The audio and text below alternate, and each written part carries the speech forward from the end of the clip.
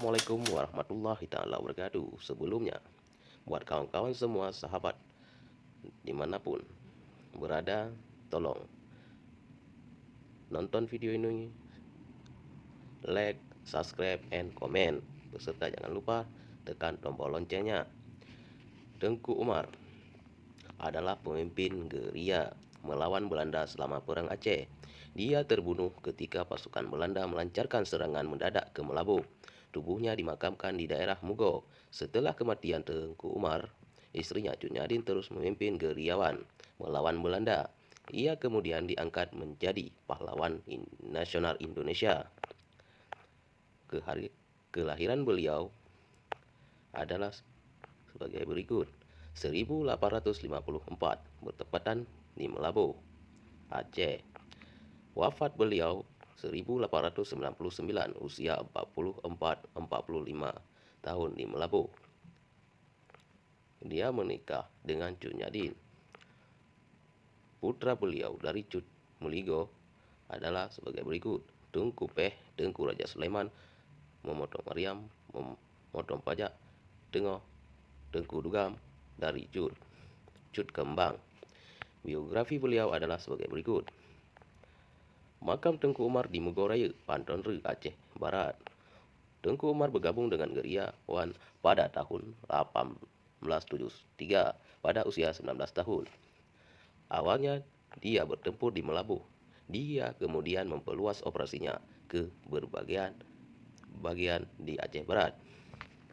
Pada usia 20, Tengku Umar menikahi Nyak Sophia.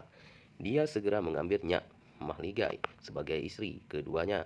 Pada tahun 1880, Umar menikahi sepupunya Cut Nyak Din. Din kemudian bergabung dengannya dalam kampanye gerilya. Pada tahun 1883, pemerintah Belanda menandatangani perjanjian damai dengan gerilyawan di Aceh.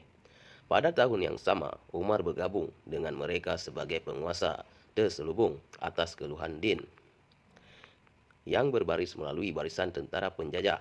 Setelah perang pecah lagi pada tahun 1884, Umar bekerja untuk menghentikan perjuangan rakyat Aceh.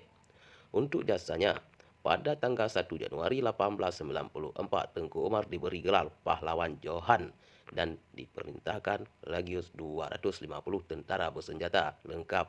Pada akhirnya, Umar diberi kendali lebih dari 120 tentara dan 17 letnan. Pada 30 Maret 1896, Umar dan pasukannya pergi membawa 800 senjata, amunisi 25.000 dan 18.000 dolar bersama dengan 400 tentara di bawah komando Panglima tertinggi David Muhammad. Tengku Umar menyerang tentara Belanda, menewaskan 25 dan melukai 160. Sebagai imbalannya, Gubernur Belanda mengirim tentara mereka dalam jumlah besar untuk menangkap atau membunuh Umar. Umar terbunuh dalam serangan pada 10 Februari 1899 di Melabu. Warisan beliau adalah sebagai berikut. Pada 1930-an, Soekarno mewakili Tengku Umar sebagai salah satu dari 3 prajurit bersama dengan Diponorogo dan Imam Bonjol. Tengku Umar secara resmi diakui sebagai pahlawan Indonesia. Ada banyak yang dinamai menurut namanya di seluruh Indonesia, termasuk jajan utama di pinggiran Menteng yang terkenal di Jakarta serta bidang Melabu. Referensi beliau: Minum Umar 1854-1899, Rindam Iskandar yang diperoleh 11 Juli 2011 Indonesia. Bernard 1997 halaman 511.